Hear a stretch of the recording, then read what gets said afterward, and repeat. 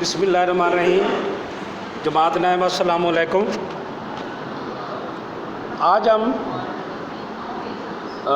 نئے طریقے سے تھوڑا سا ہم پہلے بھی پڑھ رہے ہیں ویڈیو کے ذریعے، ویڈیو لیکچر کے ذریعے، لیکن آج کا لیکچر ذرا مختلف ہوگا، اس کا پڑھنے کا انداز مختلف ہوگا۔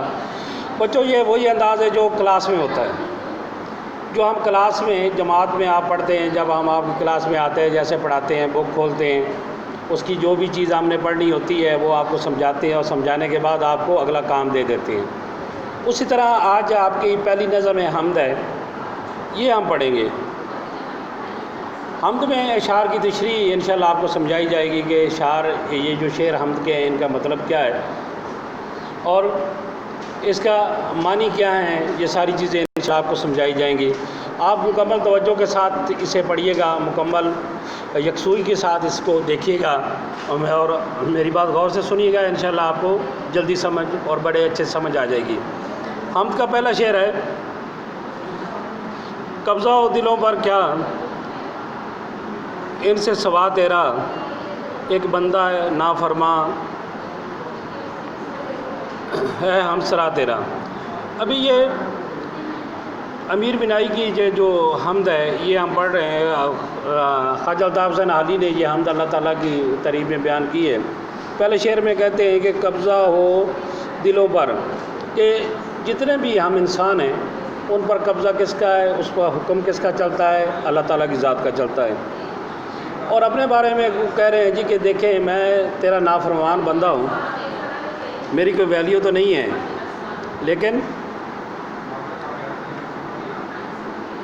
لیکن میں بھی تیری ہم سرائی کر رہا ہوں، یعنی تیری تعریف بیان کر رہا ہوں۔ گو کہ میں تیرے باقی احکامات کی پہ عمل تو نہیں کرتا، لیکن تیرا یہ جو حکم ہے کہ تیری تعریف بیان کرنے کے لیے میں بے شک تیرا نافرمان ہوں، لیکن تیری تعریف بیان کر رہا ہوں۔ بچوں یہ بات ذہن میں رکھیں کہ جب بھی ہم تشریح کرتے ہیں تو شعر پہ فوکس رکھیں کہ اس میں کہا کیا جا رہا ہے۔ حمد، ہر شعر جو ہے اللہ تعالیٰ کی تعریف کا وہ حمدی کہلاتا ہے، لیکن جو الفاظ اس میں لکھ دیے گئے ہیں ہم نے ان کی تشریح کرنی ہے۔ تشریح کا مطلب یہ ہوتا ہے کہ آپ نے وضاحت کے ساتھ سادہ الفاظ میں اور بڑا کر کے بیان کرنا ہے کہ اللہ تعالیٰ جو ہے، اس شعر پہلے مصرے میں یہی کہتے ہیں کہ ہر قبضہ جو ہے ہر شخص کے دل پر، ہر انسان پر اللہ تعالیٰ کی ذات کا ہے۔ اور ایک بندہ کہ کتنا قبضہ ہے جی کہ میں نافرمان بندہ ہوں اللہ کا، لیکن اس کے باوجود میں اللہ کی تعریف بیان کر رہا ہوں۔ دوسرا شعر ہے: گو سب سے مقدم ہے حق تیرا ادا کرنا۔ پہلا مصرع یہ کہتا ہے کہ خواجہ الطاف حسین حالی ہمیں بتاتے ہیں کہ اللہ تعالیٰ کا حق سب سے پہلے ادا کرنا ہے، یعنی جو اللہ تعالیٰ کے حقوق ہیں،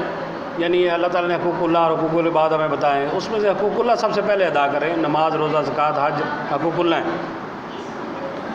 اس کے بعد ہم کوئی کام کریں تو سب سے مقدم ہے، سب سے پہلے لازم ہیں، ضروری ہیں، فرض ہیں کہ اللہ تعالیٰ کا حق ادا کریں۔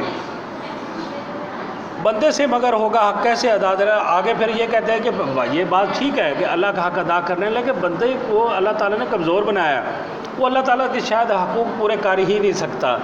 کوشش کر سکتا ہے لیکن شاید پورے حقوق پورے نہ کر سکے، یہ اس کی طاقت میں ہی نہیں ہے، لیکن اللہ تعالیٰ جسے طاقت دے وہ ضرور پورے بھی ہو جاتے ہیں۔ لیکن یہاں پہ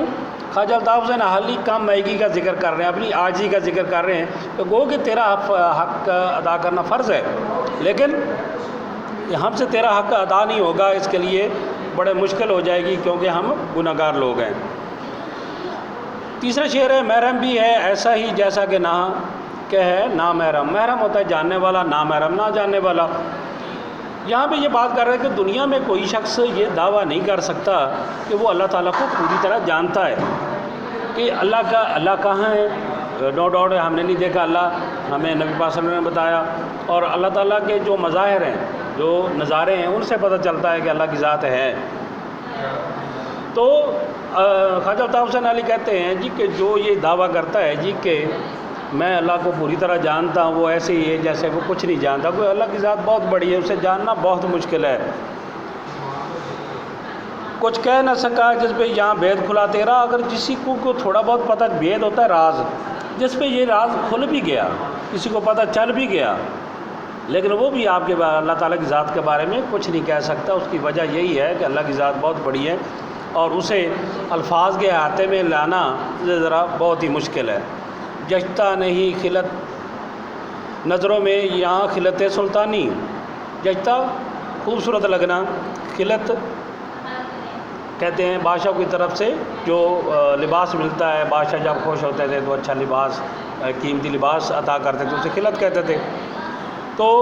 وہ کہہ رہے ہیں جی کہ میں تو چونکہ ایک فقیر آدمی ہوں، تو جو اللہ کے بندے ہو جاتے ہیں، جو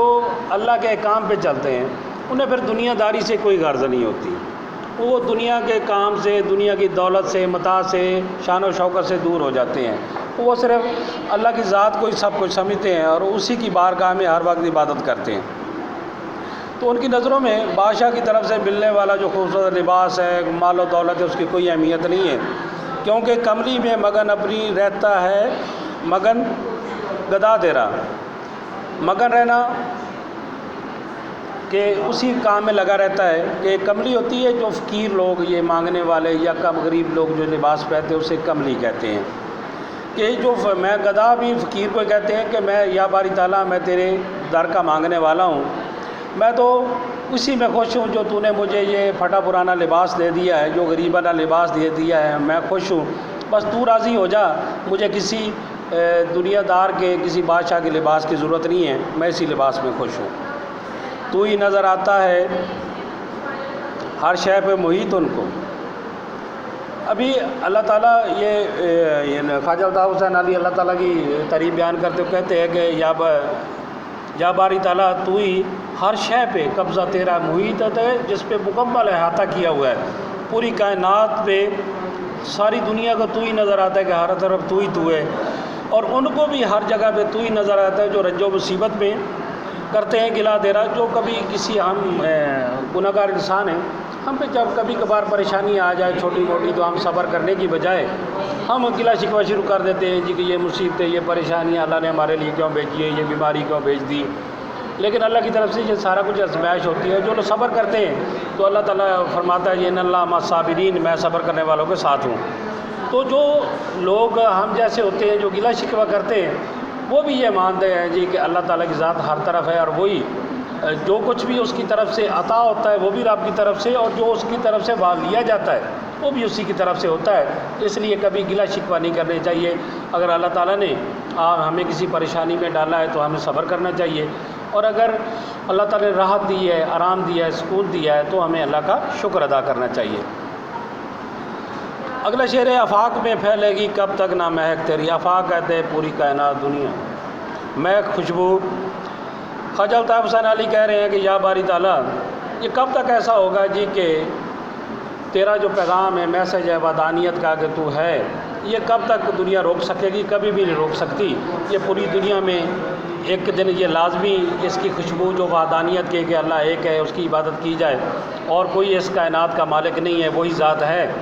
یہ جو خوشبو ہے یہ ساری دنیا میں اس لیے پھیل جائے گی کہ جو صبح کی ٹھنڈی ہوا چلتی ہے تو یہ اللہ کا پیغام گھر گھر پہنچاتی ہے کہ اللہ ہے، اللہ ہے، اللہ ہے۔ یہ ہمیں نظر بھی آتا ہے کہ دیکھیں اچانک بارش شروع ہو جاتی ہے، کبھی دھوپ نکل آتی ہے، کبھی ٹھنڈی ہوا چلتی ہے، کبھی گرمی آ جاتی ہے، تو یہ سارا کچھ کون کر رہا ہے؟ یہ اللہ تعالیٰ کی ذات کر رہی ہے۔ آخری شعر جو ہے یہ الطاف حسین حالی نے اپنی ذات کے بارے میں لکھا ہے کہ اس کی وجہ یہ ہے جی کہ حالی نے اپنی شاعری کے بارے میں اپنی شاعری کی تعریف کی ہے کہ ہر بول تیرا دل سے ٹکرا کے گزرتا ہے۔ یہ دل سے ٹکرانا، دل پہ اثر کرنا، کہ اپنے بارے میں مولانا الطاف حسین حالی کہتے ہیں کہ حالی تو جو بھی کہتا ہے، جو بھی شعر کہتا ہے، کوئی الفاظ بیان کرتا ہے، وہ لوگوں پہ اثر کرتا ہے۔ اس کی وجہ یہ ہے کہ کچھ رنگے بیاں حالی ہے سب سے جدا تیرا، کہ تیرا یہ لکھنے کا انداز، بیان کرنے کا انداز، بات کرنے کا انداز جو ہے حالی دوسرے لوگوں سے، دوسرے شاعروں سے، دوسرے مصنفوں سے الگ ہے، اس لیے ہر شعر جو ہے، ہر مصرع جو ہے یہ اثر کرتا ہے، اس میں کوئی شک نہیں۔ علامہ اقبال سے پہلے الطاف حسین حالی ہی قومی شاعر کہلاتے تھے، اور انہیں علامہ اقبال کو پاکستان نے ڈکلیئر کیا، اس سے پہلے حالی کو ہی قومی شاعر کہا جاتا تھا، اس لیے کہ انہوں نے روٹین کی، جو روٹین میں اس وقت جو نظمیں کہی جاتی تھی، حالی نے بھی سب سے پہلے مولانا الطاف حسین حالی نے نظموں کا بیڑا اٹھایا کہ اصلاحی نظمیں لکھی جائیں جس میں لوگوں کی بہتری ہو۔ علامہ اقبال اس کے بعد آئے۔ یہ میں نہیں کہہ رہا جی کہ حالی کا مرتبہ اقبال سے زیادہ ہے، لیکن حالی بھی بہت بڑے شاعر ہیں۔ مولانا الطاف حسین حالی